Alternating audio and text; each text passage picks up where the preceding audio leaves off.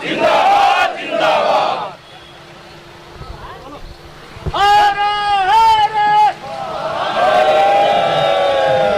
नमस्कार, मैं अर्चना आपका स्वागत करती हूँ हंगामा टाइम्स में। आज हम आपको लेकर के आए जल निगम में, जहाँ पे मजदूर यूनियन की कुछ मांगों को लेकर के यहाँ पे धरना प्रदर्शन किया जा रहा है। आइए चलते हैं, पूछते हैं आखिर किन मुद्दों को लेकर के यहाँ पे धरना हो रहा है। आपका पूरा नाम? मेरा नाम राम सनेही यादव है। मैं किन मुद्दों को लेकर के यहाँ पे?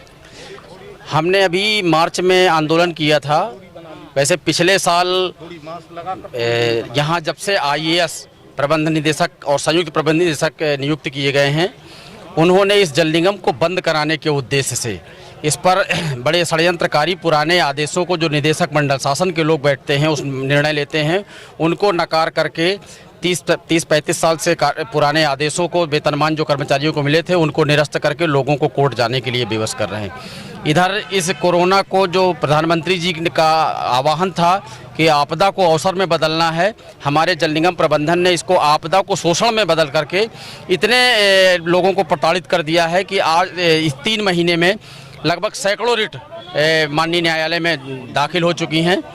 और ये जल निगम को कोर्ट केस के नाम पर बदनाम करके, और हमारी जो प्रदेश की सरकार है, हमारे मुख्यमंत्री जी संत हृदय हैं और जनोपयोगी उनकी सोच है, लेकिन इस जो हमारे 24 करोड़ जनता को हम शुद्ध पेयजल, सीवरेज की व्यवस्था और नदी प्रदूषण के काम करते हैं, इस विभाग को वो बंद करके निजी हाथों में सौंपने की योजना पर काम कर रहे हैं। हमारी आश्रित नियुक्ति पिछले 2 सालों से अवैध रूप से रोक रखी है।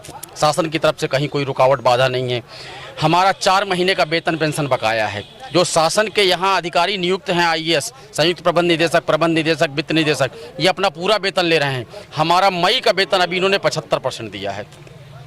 इसी तरह तमाम और ऐसी चीज़ें हैं। हमारे काम, हमारी बहुत बड़ी संस्था है जो पूरे हिंदुस्तान में कई जगह उसकी यूनिटें हैं CNDS की, और बहुत अच्छा काम करते हैं कंस्ट्रक्शन एंड डिजाइनिंग का। उसको इन्होंने साजिशन ब्लैक लिस्टेड करा दिया है और हमारा 164 करोड़ रुपया का काम छीन करके दूसरों को दे दिया है।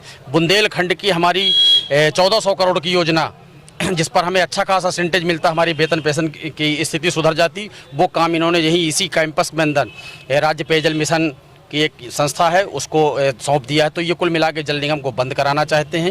ये बहुत महत्वपूर्ण हमारा विभाग है। और हमने अभी प्रदेश सरकार ने जो पिछले साल इलाहाबाद में कुंभ कराया था, हमने कानपुर में गंगा जी को प्रदूषण से बचाने के लिए, इलाहाबाद में, बनारस में, तमाम ऐसी जगहों पर वो ऐसे ऐतिहासिक काम किए कि मुख्यमंत्री जी ने हमारे इंजीनियरों को, अभियंताओं को खुद प्रशस्ति पत्र दिया है अच्छे काम के लिए। गंगा को प्रदूषण से मुक्त करके हम लोगों ने एक बढ़िया ऐतिहासिक कुंभ कराया है। और हम लोग यूनिसेफ द्वारा गोल्ड मेडलिस्ट विभाग हैं। हम अच्छा काम कर रहे हैं, लेकिन सरकार को नौकरशाह जो हैं वो भ्रमित करके हमारा काम छिनवा के इस विभाग को बंद कराना चाहते हैं। हम छोटे तबके के कर्मचारी हैं, फील्ड में काम करते हैं, सीधे जनता से जुड़े हुए हैं। हमें हमारा शोषण करके, हमारे अधिकारों को छीन करके ये हमें वो आंदोलन के लिए मजबूर कर रहे हैं।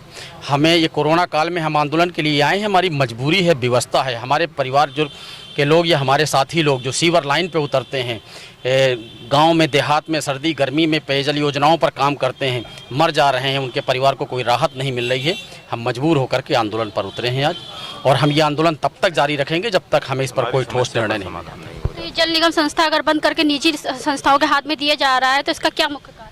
उसका कारण ये है कि ये जितने NGOs बने हुए हैं, ये सब नौकरशाहों के और छोटभैये नेताओं के, भाई भतीजे रिश्तेदारों के हैं। ये हमारा काम छीन करके और उनको दे रहे हैं।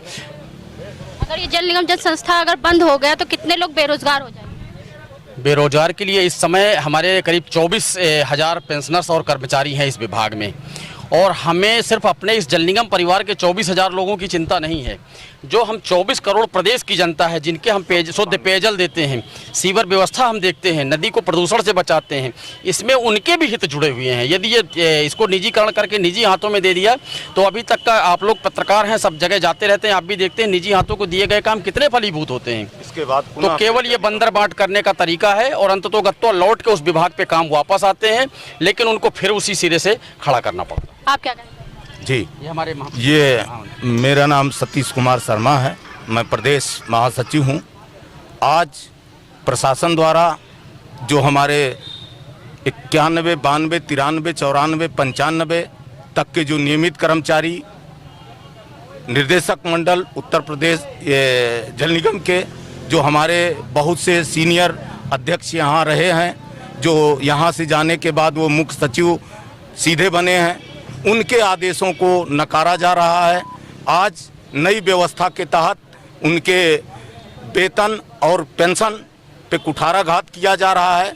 उस आदेश के तहत हमारे 1000 कर्मचारी रिटायर हो गए हैं, उसमें कितने मर गए हैं, उनके आश्रितों की वो पेंशन बंद कर रहे हैं, जिससे हमारे जो फील्ड के कर्मचारी हैं वो भयभीत हैं, शोषित हैं।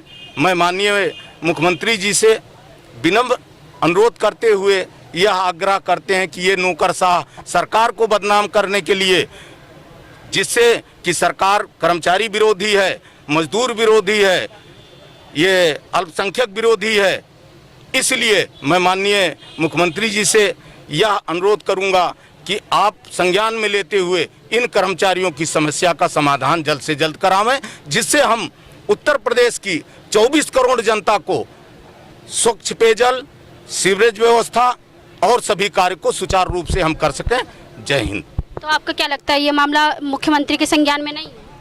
जी, यह बात अब हम लोग अभी हमारा अध्यक्ष जी के द्वारा जो निर्देशित हुआ था केंद्रीय कार्यकारिणी द्वारा 15/9 को पूरे प्रदेश में हर जनपद के द्वारा माननीय डीएम के द्वारा मुख्यमंत्री जी को ज्ञापन दिया गया।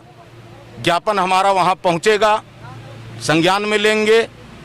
मैं उनसे यही अनुरोध करूंगा कि जल्द से जल्द इस समस्या को समाधान करें। इस महामारी में हमारे प्रदेश के जो कर्मचारी हैं वो भुखमरी के कगार पे हैं। 4 महीने बाद 75% वेतन दिया गया है। ये जो बैठे हुए नौकरशाह हैं ये पूरी वेतन लिए हैं, इनको शर्म नहीं आ रही है, ये सरकार को बदनाम करना चाहते हैं। 4 महीने के बाद कितने महीनों का वेतन मिला है? एक माह का 75%। अभी हमें मई का वेतन और पेंशन केवल 75% मिला। महीने में से 1 महीने का वेतन, 1 महीना हमें मई का 75% मिला। अभी हमारा जून, जुलाई, अगस्त, सितंबर ये बाकी अभी बकाया है।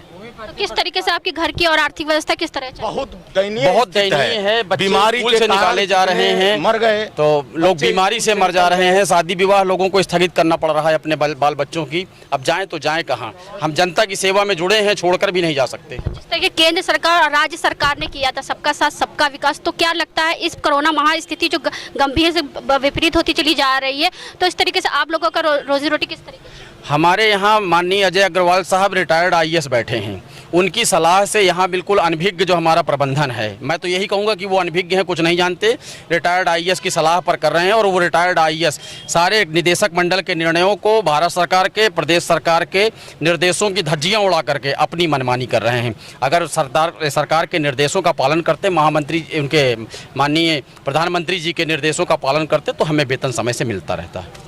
जिस तरीके से आप स्क्रीन पे देख रहे हैं कितनी भारी तादाद में यहाँ पे लोग बेरोजगारी की कगार पे हैं। मुख्यमंत्री योगी आदित्यनाथ जी से वो गुहार लगा रहे हैं कि हम पे ध्यान दें और हमारी स्थिति को सामान्य करें, जिससे हमारे घर का गुजारा हो। क्योंकि 4 महीने से अगर किसी को वेतन नहीं मिलता है तो उनके घर का गुजारा किस तरीके से होता है, एक आम जनता और एक आम इंसान किस तरीके भुखमरी की कगार पे। आप स्क्रीन पे देख सकते हैं इतने सारे जो यहाँ पे मजदूर हैं जमा है, जो जल निगम के हैं और सारी व्यवस्था करते हैं लोगों के लिए, आम जनता के लिए और सरकार के लिए। और पर्सनल पेंशन भी उनकी बकाया है, जिनकी पेंशन भी नहीं मिली है। तो इसलिए हम यहाँ पे आए हैं और आपको जमीनी स्तर से सच दिखा रहे हैं कि किस तरीके से आम जनता और आम मजदूर परेशान है। तो हम भी देश के मुख्यमंत्री और प्रधानमंत्री से बोलेंगे कि इस तरफ अपनी नज़र जरूर करें और इन लोगों की जो समस्या है उसको जल्द से जल्द सुधार करें। इसी के साथ मैं अर्चना आपसे यह लेना चाहूँगी। धन्यवाद।